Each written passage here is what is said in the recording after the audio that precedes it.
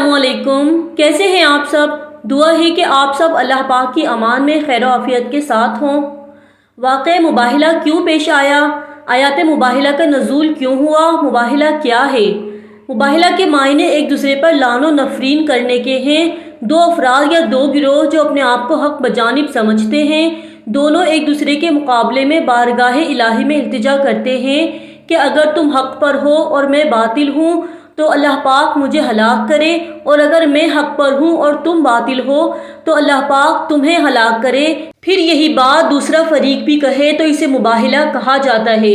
سورہ آل عمران کی آیت نمبر 61 کو مفسرین آیت مباہلہ کہتے ہیں کیونکہ اس میں مباہلہ کا ذکر آیا ہے۔ فَمَنْ حَاجَّكَ فِيهِ مِنْ بَعْدِ مَا جَاءَكَ مِنَ الْعِلْمِ فَقُلْ تَعَالَوْا نَدْعُو أَبْنَاءَنَا وَأَبْنَاءَكُمْ وَنِسَاءَنَا وَنِسَاءَكُمْ وَأَنفُسَنَا وَأَنفُسَكُمْ ثُمَّ نَبْتَهِلْ فَنَجْعَلْ لَعْنَةَ اللَّهِ عَلَى الْكَاذِبِينَ۔ ترجمہ: چنانچہ اب آپ کو علم اور وحی پہنچنے کے بعد جو بھی اس یعنی حضرت عیسیٰ علیہ السلام کے بارے میں آپ سے حجت کرے تو کہہ دیجئے کہ آؤ ہم اپنے بیٹوں کو اور تمہارے بیٹوں، اور اپنی عورتوں اور تمہاری عورتوں، اور اپنے نفسوں کو اور تمہارے نفسوں کو بلا لیں، پھر التجا کریں اور اللہ کی لعنت قرار دیں جھوٹوں پر۔ مباہلہ ایک مشہور واقعہ ہے جس کی تفصیل سیرت ابن اسحاق اور تفسیر ابن کثیر میں یوں بیان کی گئی ہے۔ پیغمبر اسلام حضرت محمد مصطفیٰ صلی اللہ تعالی علیہ وآلہ وسلم کی جانب سے ایک خط 9 ہجری کو حجۃ الوداع سے پہلے نجران کے مسیحیوں کے لیے بھیجا گیا۔ ظہور اسلام سے پہلے پورا جزیرہ عرب بت پرست تھا سوائے نجران کے جو عیسائی نشین علاقہ تھا۔ رسول اللہ صلی اللہ تعالی علیہ وآلہ وسلم کی جانب سے نجران کے عیسائیوں کو بھی خط بھیج کر اسلام کی دعوت دی گئی۔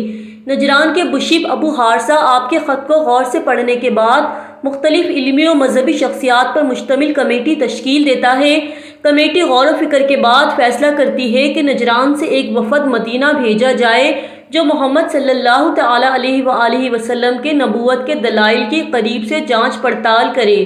نجران کے نصرانیوں کا 60 افراد پر مشتمل ایک وفد پیغمبر سے ملاقات اور بات چیت کے لیے مدینہ پہنچا۔ ان میں سے بھی 3 اشخاص پورے وفد کی سربراہی کے فرائض انجام دے رہے تھے اور یہ لوگ اس زمانے کے عیسائیوں کے لیے قابل احترام شمار ہوتے تھے۔ ان میں سے ایک کا لقب عاقب تھا کہ جس کا نام اس زمانے میں عبد المسیح تھا، دوسرے کا لقب سید اور نام ایہم تھا، تیسرا ابو حارثہ بن علقمہ تھا۔ عیسائی چونکہ حضرت عیسیٰ علیہ السلام کو نعوذ باللہ خدا کا بیٹا مانتے ہیں، تو جب رسول اللہ صلی اللہ تعالی علیہ وآلہ وسلم سے حضرت عیسیٰ کے بارے میں سوال کیا جاتا ہے تو آپ فرماتے ہیں کہ وہ خدا کی مخلوق اور رسول ہیں۔ خداوند نے اسے حضرت مریم کے بطن میں رکھا۔ میں آپ لوگوں کو توحید پرستی، ایک خدا کی عبادت اور اس کے احکامات کے سامنے تسلیم ہونے کی دعوت دیتا ہوں۔ عیسائی وفد جواب دیتا ہے کہ اگر اسلام کا مقصد ایک خدا پر ایمان لانا ہے تو ہم اس سے قبل ہی ایمان لا چکے ہیں اور اس کے احکامات کی پیروی کر رہے ہیں۔ رسول اللہ صلی اللہ تعالی علیہ وآلہ وسلم فرماتے ہیں کہ اسلام کی کچھ نشانیاں ہیں۔ آپ کے بعض اعمال سے ظاہر ہوتا ہے کہ آپ لوگ حقیقی اسلام نہیں لائے۔ ایک خدا کی عبادت کا دعویٰ تو کرتے ہیں لیکن صلیب کی عبادت کرتے ہیں، سور کا گوشت کھانے سے پرہیز نہیں کرتے اور خدا کے لیے اولاد کے قائل ہیں۔ نجران کا وفد کہتا ہے کہ کیونکہ حضرت عیسیٰ علیہ السلام نے مردوں کو زندہ کیا، بیماروں کو شفا دی اور مٹی سے ایک پرندہ بنایا اور اسے پرواز کی طاقت عطا کی، یہ سب اعمال اس بات کی دلیل ہیں کہ حضرت عیسیٰ علیہ السلام خدا ہیں، جبکہ اس کی ماں حضرت مریم علیہ السلام نے کسی کے ساتھ شادی کیے بغیر اسے پیدا کیا۔ پس یا وہ خود خدا ہے یا پھر خدا کا بیٹا ہے، اور ہم سب تثلیث کے قائل ہیں، یعنی 3 خداؤں کے قائل ہیں، باپ، بیٹا اور روح القدس۔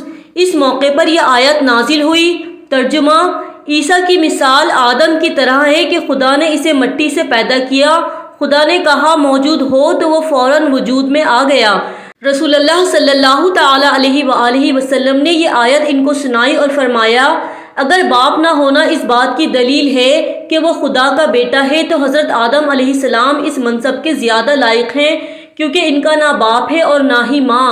نجران کے وفد میں موجود عیسائی مذہبی پیشوا اور دانش مند اپنے سر کچھ دیر جھکانے کے بعد کہنے لگے کہ ہم آپ کی باتوں سے مطمئن نہیں ہوئے، اب ہمارے پاس حقانیت کو ثابت کرنے کے لیے صرف ایک ہی راستہ ہے کہ ہم مباہلہ کریں اور خداوند سے دعا کریں کہ جو جھوٹا ہے عذاب میں مبتلا ہو۔ اسی وقت یہ آیت مباہلہ نازل ہوتی ہے، جس کے بعد پیغمبر اسلام صلی اللہ تعالی علیہ وآلہ وسلم مباہلے کے لیے آمادگی کا اظہار کرتے ہیں۔ اگلے دن صبح مدینے کے باہر صحرا میں نجران کے عیسائی مذہبی پیشوا اور دانش مندوں کا وفد رسول اللہ صلی اللہ تعالی علیہ وآلہ وسلم کا انتظار کرتا ہے، اس سوچ کے ساتھ کہ وہ اپنے اصحاب اور بزرگوں کے جمع غفیر کے ساتھ آئیں گے، جبکہ مسلمان بھی بڑی تعداد میں مدینے سے باہر مباہلے کا منظر دیکھنے کے لیے موجود تھے۔ جناب رسول اللہ صلی اللہ تعالی علیہ وآلہ وسلم صرف 4 افراد کے ساتھ مدینے کے دروازے سے باہر نکلتے ہیں اور مخصوص انداز میں مباہلے کی جگہ کی جانب قدم بڑھاتے ہیں۔ دائیں ہاتھ سے ایک بچے کی انگلیاں اور بائیں ہاتھ سے دوسرے بچے کی انگلیوں کو پکڑا ہوا ہے، جبکہ ان کے پیچھے صرف ایک مرد اور عورت ہیں۔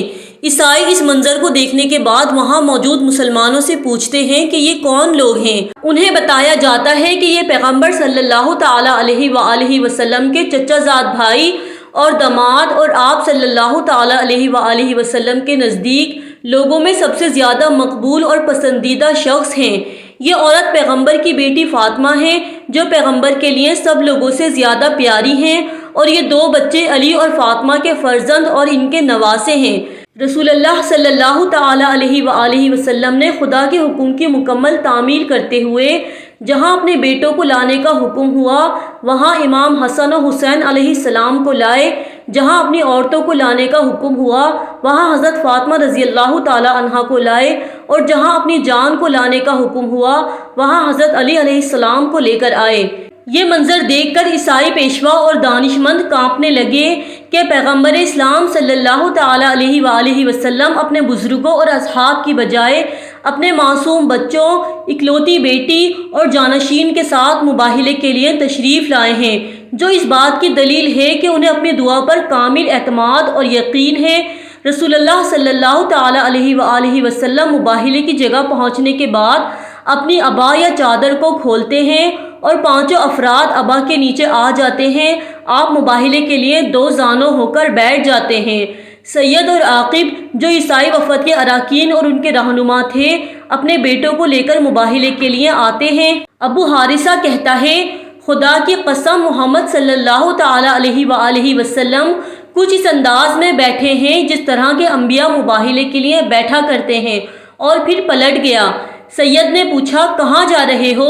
ابو حارثہ نے کہا، اگر محمد صلی اللہ تعالی علیہ وآلہ وسلم برحق نہ ہوتے تو اس طرح مباہلے کی جرت نہ کرتے، اور اگر وہ ہمارے ساتھ مباہلہ کرے تو ہم پر 1 سال گزرنے سے پہلے ایک نصرانی بھی روئے زمین پر باقی نہ رہے گا۔ ایک روایت میں بیان ہوتا ہے کہ ابو حارثہ نے کہا، میں ایسے چہرے دیکھ رہا ہوں کہ اگر وہ خدا سے التجا کریں کہ پہاڑ کو اپنی جگہ سے اکھاڑ دے تو بے شک وہ اکھاڑ دیا جائے گا، پس مباہلہ مت کرو ورنہ ہلاک ہو جاؤ گے، اور حتیٰ کہ ایک عیسائی بھی روئے زمین پر باقی نہ رہے گا۔ اس کے بعد ابو حارثہ آپ صلی اللہ تعالی علیہ وآلہ وسلم کی خدمت میں حاضر ہوا اور کہنے لگا، اے ابو القاسم، ہمارے ساتھ مباہلے سے چشم پوشی کریں اور ہمارے ساتھ مصالحت کریں، ہم وہ ہر چیز ادا کرنے کے لیے تیار ہیں جو ہم ادا کر سکیں۔ چنانچہ آپ صلی اللہ تعالی علیہ وآلہ وسلم نے ان کے ساتھ مصالحت کرتے ہوئے فرمایا کہ انہیں ہر سال 2000 ہلے یا لباس دینے پڑیں گے، اور ہر ہلے کی قیمت 40 درہم ہونی چاہیے۔ نیز اگر یمن کے ساتھ جنگ چھڑ جائے تو انہیں 30 زرہیں، 30 نیزے، 30 گھوڑے مسلمانوں کو رعایتاً دینا پڑیں گے، اور آپ صلی اللہ تعالی علیہ وآلہ وسلم خود اس ساز و سامان کی واپسی کے ضامن ہوں گے۔ اس طرح آپ صلی اللہ تعالی علیہ وآلہ وسلم نے صلح نامہ لکھوایا اور عیسائی نجران واپس پلٹ کر چلے گئے۔ رسول اللہ صلی اللہ تعالی علیہ وآلہ وسلم نے بعد میں فرمایا، اس خدا کی قسم جس کے قبضہ قدرت میں میری جان ہے کہ ہلاکت اور تباہی نجران والوں کے قریب پہنچ چکی تھی، اگر وہ میرے ساتھ مباہلہ کرتے تو بے شک سب بندروں اور خنزیروں میں بدل کر مسخ ہو جاتے، اور بے شک یہ پوری وادی ان کے لیے آگ کے شعلوں میں بدل جاتی، اور حتیٰ کہ ان کے درختوں کے اوپر کوئی پرندہ باقی نہ رہتا، اور تمام عیسائی 1 سال کے عرصے میں ہلاک ہو جاتے۔ اہل نجران بھی یہ بات بخوبی جانتے تھے کہ رسول اللہ صلی اللہ تعالیٰ علیہ وآلہ وسلم حق پر ہیں۔ ان سے مباہلہ کرنا اپنے آپ کو اور اپنے خاندان کو ملیا میٹ کرنے کے مترادف ہے۔ گویا کہ وہ جانتے تھے کہ اللہ پاک نے اپنی کوئی اولاد نہیں بنائی۔ یہ عقیدہ فاسد اور باطل ہے اور اسلام ہی دین حق ہے اور اللہ پاک بلا شبہ وحدہ لا شریک ہے۔ ویڈیو پسند آئے تو لائک اور شیئر ضرور کریں، چینل کو سبسکرائب کر دیجئے اور بیل بٹن کو آن کر لیجئے تاکہ میری تمام آنے والی ویڈیوز سب سے پہلے آپ کو مل جائیں۔ اللہ پاک کے ساتھ جڑے رہیے، اپنا خیال رکھیے گا۔ اللہ حافظ۔